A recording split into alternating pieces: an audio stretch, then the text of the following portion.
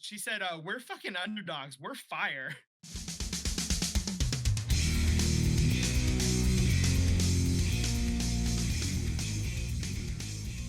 The season unfortunately did come to an end this past week. They ended up losing heartbreakingly to the Minnesota Lynx 75-74 on Wednesday.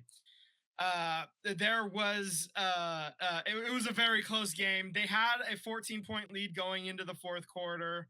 Unfortunately, the Minnesota Lynx just were able to turn it on and turn it up, and they were able to steal that game. Uh, there were some good things that happened that came out of the game, though.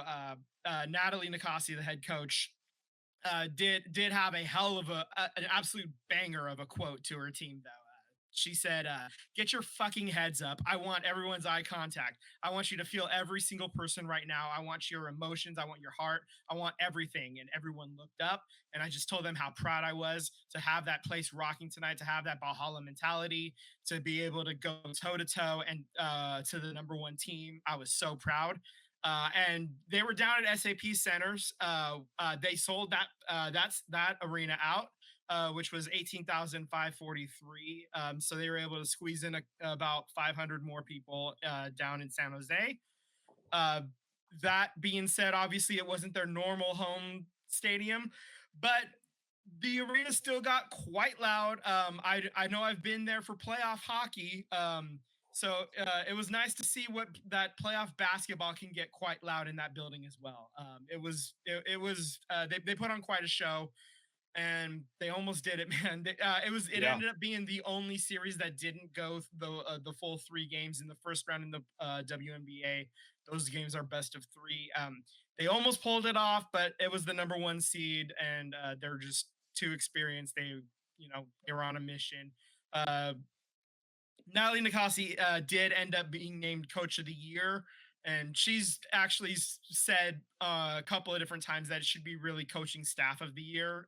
She's on several occasions made sure to give credit to her entire coaching staff as well, and just Yeah. tip of the cap to her and her entire staff as well, because she gives credit to them for a lot of stuff as well. And also, rookie Janelle Salaün uh, defended the coach as well to the press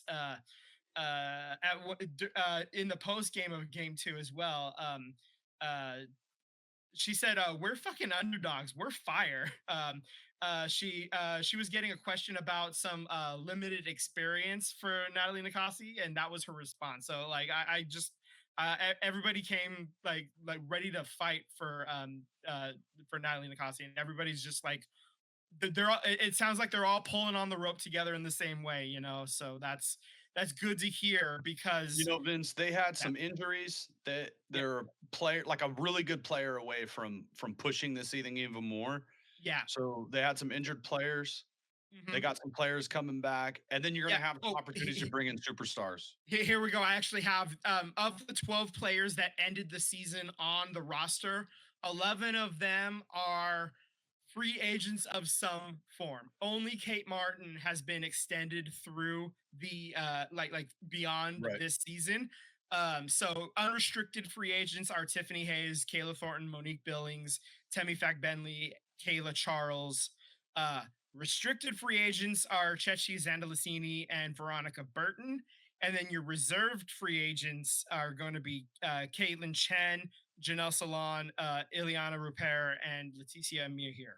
So, and those ones would be like your, I guess, like draft pick or whatever. Right. I don't know exactly how the reserve versus restricted works exactly. But they do own all 3 of their draft picks as well in this upcoming draft, so that's good to know as well.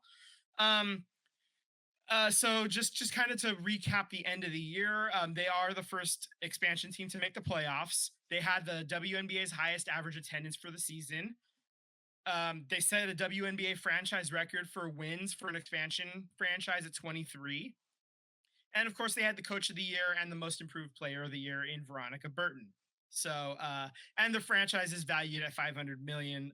That's pretty cool. That doesn't really matter that much for like other than just kind of bragging rights. But that's it's pretty nice, like it's nice to know that they put a winner on on the court right away, and the people showed up. You get the marketing right, you get the players that bought in right away, and um, you got all kinds of people, even like dudes like us wearing like lavender and lilac hats in the streets, man. Like I see it so much. I see so it's many like mhm. young, young, old, Yeah. male, female, everything. Mhm. Everyone. I see the Valkyrie stuff everywhere. Yeah, everybody in the Bay Area Daily. has bought in, man. Like we're all just like on board 100%. Like we're really excited about this. Also, just around the notes from around the league. Asia Wilson is the WNBA MVP for a record fourth time. She's a Mount Rushmore onto her own. It's no longer Mount Rushmore, it's Mount Everest, I believe I heard it said somewhere at this point by Becky Hammond. Also, Asia Wilson was named co-defensive player of the year with Alana Smith. And Paige Becker's got named Rookie of the Year. So like just kind of wrapping up the end of the year honors. As far as like just how the playoffs are going as of as of the end of Sunday night, you had the Minnesota Lynx and the Phoenix Mercury playing each other, and Minnesota leads that series 1-0. And then Indiana, they get past the Atlanta Dream, and then they take game one against the Las Vegas Aces. And so they're up 1-0 in that series. So gonna see how that goes forward, even though they're playing without many players. That's only the second loss that Las Vegas has had basically since, I don't know, February. God, it's been Yeah. forever since they've lost, man. The first loss that they've had since February was one of the game two against Seattle. So yeah, this is quite quite a feat that Indiana's pulling off right there. So Yeah. um, yeah, I, these I, are go this ahead. semifinal is a best of five. So plenty of time for Las Vegas to right the ship there. So yeah, we'll see how that plays out going forward. I did want to ask you guys, not that I wanted to take this away from anyone because they both had excellent season defensively, but how do you guys feel about giving out co-awards, people sharing an award at the end of the season instead of flat out giving it to one person? I don't I love don't it. like it. I don't love it. Yeah. It's close. I wish that like if it's an award that's voted on by like by like press or whatever, like then if it happens, it happens. So be it. Like I can live with it. But if it's something like this is an award that's voted on, okay, it happened, fine, whatever.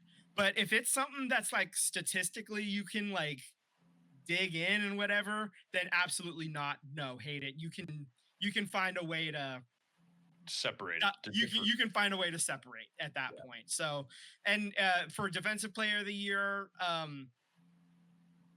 like Alana Smith had a hell of a defensive season too. So I'm not gonna begrudge Alana Smith from getting a trophy along with Asia Wilson. Asia Wilson, obviously gonna be Hall of Fame player as it is. So, somebody's sneaking in and getting a set, having them make a second trophy in the year of. I just think it makes it more fun to, like how many throughout the eras of basketball, right? Like, Yeah.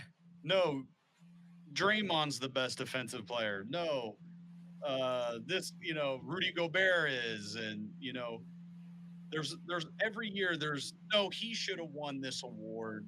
It was stolen, and I think that makes it fun, and having the it takes it away of like the debate, which is fun for sports talk and people who care about this stuff. So I don't like it. You know, I just rather have a clear, you know, have some, you know, as Vince said, you know, like have something that can separate the two. And yeah, there's always going to be someone left on the you know, that didn't win, that just, you know, could have too. But like, I don't want to see co-defensive player of the year like Draymond Green and Rudy Gobert this season. You know, like I don't want to see that. Okay, yeah.